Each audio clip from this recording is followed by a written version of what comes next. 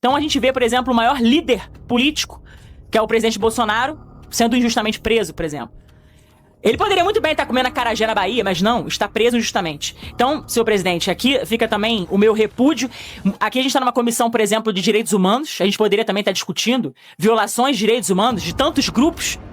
E, infelizmente, a gente não vê isso. Podem espernear, podem chorar, podem gritar, vão continuar a encher a papuda. A partir de agora, nós já sabemos que PL significa papuda lotada. Olá pessoal, tudo bem com vocês? Se você é novo aqui no canal, já se inscreve, deixa o seu like, ative o sininho para não perder nenhuma informação sobre o mundo da política.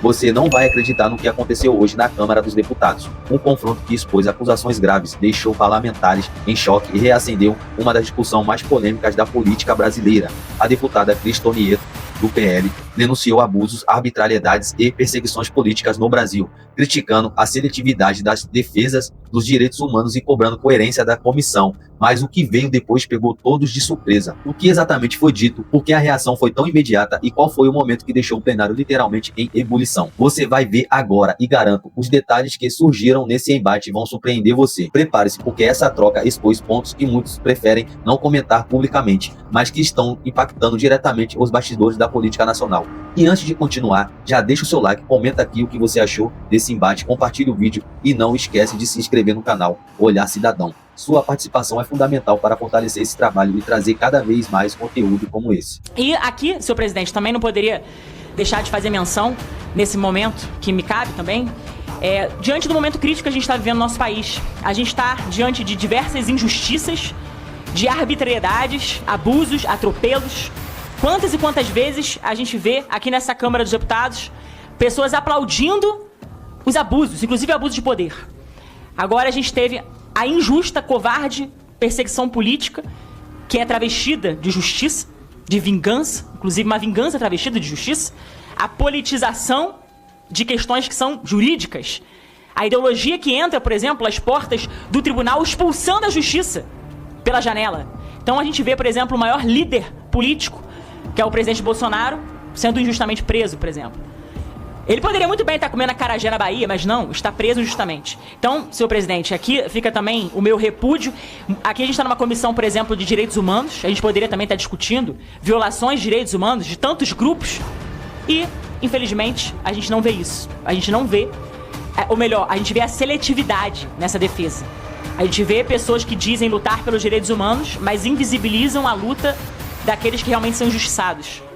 Eu citei, por exemplo, o Nascituro, que é invisibilizado. Citei, por exemplo, a luta dos presos políticos, que também muitos sofreram ali, e há denúncias graves de violação de direitos humanos, que essa comissão deveria estar se deparando para não só discutir, mas para tomar providências cabíveis, porque faz parte da comissão.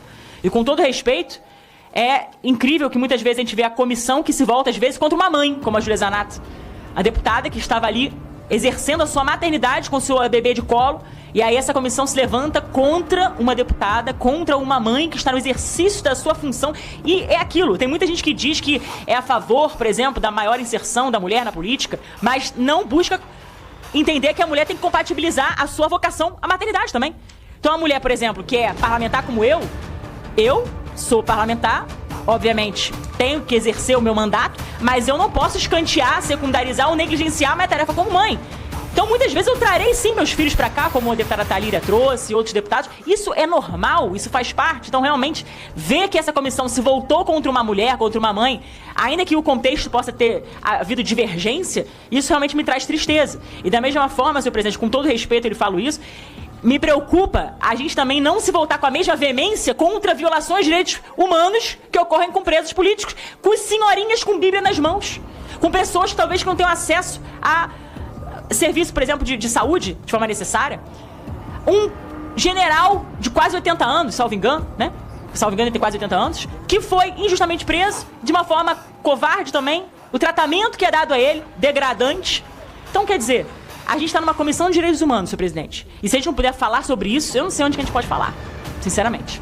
Tudo bem que a gente está num projeto aqui que é meritório, direito, né? Ou melhor, Dia Nacional do Acarajé, que vai ter o nosso voto favorável, mas eu não podia deixar de fazer essas minhas colocações, não só como parlamentar, como alguém que está observando esse cenário do Brasil e que não concorda com os arbítrios, com os abusos, com as injustiças, até porque eu acho que quem aplaude injustiça, quem é conivente com injustiça, já perdeu sua humanidade, sinceramente.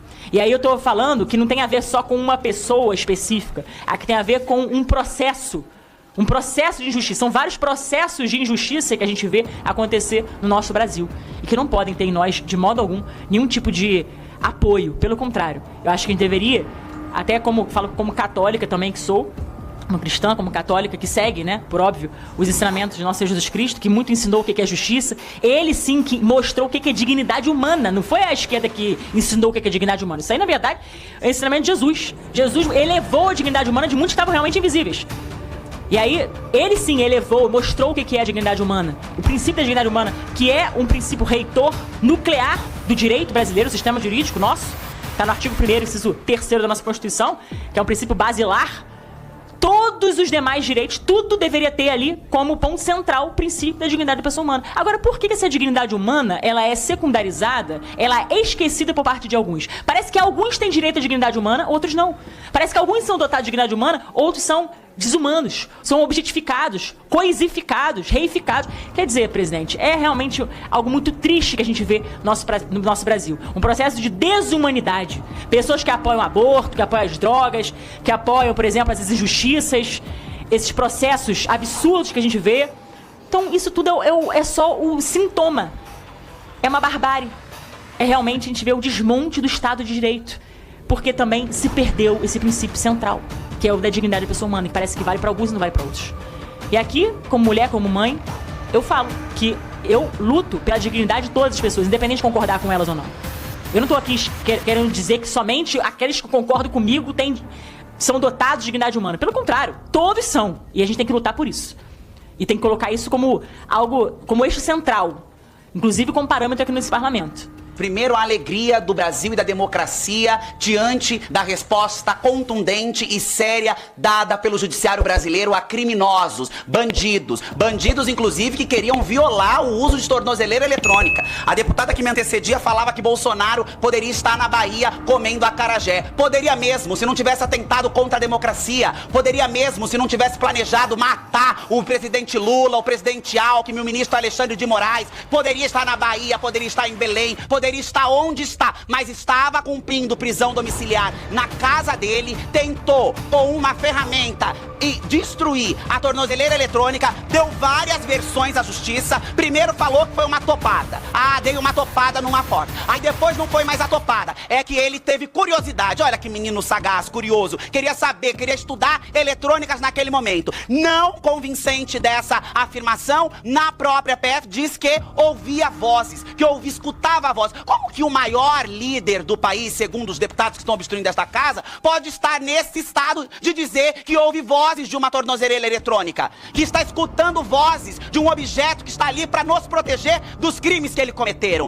O Brasil está feliz, porque pela primeira vez na história nós estamos assistindo generais de 4 estrelas respondendo por seus crimes. A democracia é para todos. Todos precisam respeitar a democracia. Aqueles e aquelas que não respeitar irão fazer jus ao nome deste partido. PL, que é o partido da papuda lotada. É Ramagem, é Bolsonaro, é Augusto Heleno, é Anderson Torres. Agora, o próximo é Eduardo Bolsonaro. Carla Zambelli, que fugiu. Ramagem, que fugiu feito uma ratazana. Nem as ratazanas fogem como Ramagem. Porque se você vai enfrentar uma ratazana, ela te enfrenta de volta. Podem espernear, podem chorar, podem gritar, vão continuar a encher a papuda. A partir de agora, nós já sabemos que PL significa papuda lotada. Está lotada, e não por pessoas perseguidas,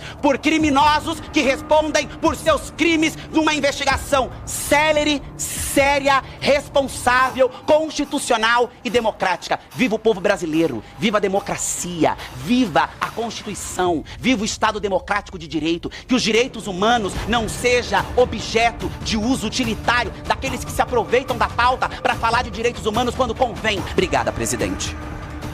Questão de ordem, presidente. Obrigado, deputada. Pois não, quem pediu questão de ordem? Pois não. Questão de ordem, presidente. Pois Questão não, de ordem. Pedro. Terminado o espetáculo, questão de ordem.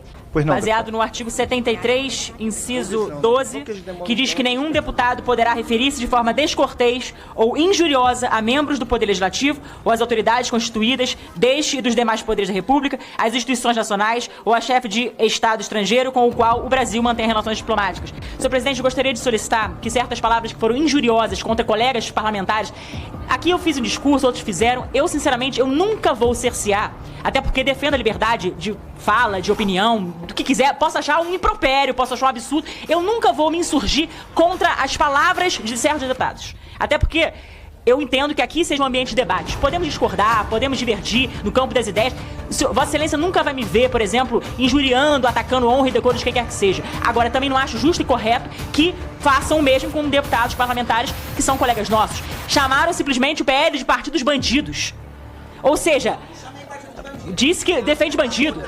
Presidente, defendendo, garanta como a se palavra, nós, como deputado, se, detalhe, como se só tivesse deputados bandidos no PL, como se tivesse simplesmente nós, deputados do PL, fôssemos, enfim, né, condescendentes com bandidos, como se nós defendêssemos bandidos, sendo que nunca foi assim, pelo contrário. Nós temos provas do contrário, de que eles é que defendem. Mas o fato é que também citaram o deputado Nicolas Ferreira.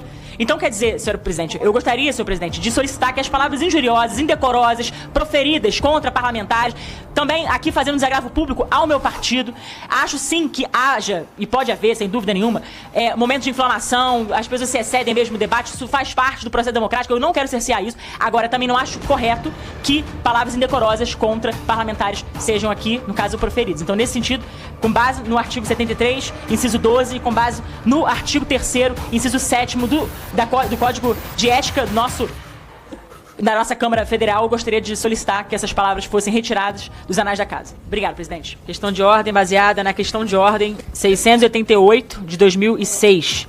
O presidente da comissão, na ausência do relator, deverá designar outro relator ou ele mesmo poderá funcionar como relator ou relator substituto. Se não houver nomeação de relatoria, a votação da matéria terá que ser adiada. Presidente, a gente tinha, de fato, retirada de pauta, a gente tinha feito até um acordo para poder votar esse projeto, que, em tese, não tem obstrução, não tem motivo para ninguém se insurgir contra, que é o da capital nacional do Acarajé. Mas, considerando os impropérios que nós ouvimos aqui, não tem como nós prosseguirmos com isso, e a gente gostaria de solicitar, na ausência da relatora, a retirada de pauta desse projeto. E aqui, senhor presidente, só nesse tempo que me resta, eu gostaria só de fazer um esclarecimento, inclusive me dirigindo a Vossa Excelência, que eu tenho respeito, por quem tenho respeito. Quando, na minha fala, podem pegar as notas taquigráficas, em nenhum momento eu ataquei pessoas, eu ataquei ações. Eu não ataquei a justiça, eu ataquei ações perpetradas, aí sim, combati ideias e, sem dúvida nenhuma, ações, causas, ideias. Então, nesse sentido, senhor presidente, eu acho que a gente tem que saber separar as coisas. Quando a gente fala, por exemplo, ataques pessoais, eu entendo que esse parlamento, até para reconhecer sua missão mais elevada, a gente tem que tomar cuidado com palavras realmente indecorosas, injuriosas contra pessoas. Agora, não tem como não atacar ações, não atacar ideias, não atacar, sem dúvida, causas. Até porque o nosso combate, inclusive como católica eu falo isso, nosso combate não é a pessoas, é a ideias. Então, nesse sentido, senhor presidente, eu gostaria de agora solicitar, no caso, a retirada de pauta desse projeto, até porque não tem como a gente conseguir prosseguir considerando tudo aquilo que a gente ouviu e, sem dúvida, nós nos sentimos, sim, atingidos, atacados na nossa honra, até porque aqui não tem nenhum bandido. Aqui não tem ninguém que seja condescendente com bandidagem, com bandido. Então, nesse sentido, o ataque ao nosso partido realmente nos toca. Então, até para fazer esse desagravo público, e também gostaria de fazer solicitação com base na questão de ordem, né, e não ser possível, então, apreciar e votar, né, uma proposição sem a presença do relator. E, no caso, a relatora está ausente, então gostaria de fazer essa solicitação, por gentileza. Se inscreve em nosso canal, curta, comenta e deixa a sua opinião, porque ela é muito importante para nós.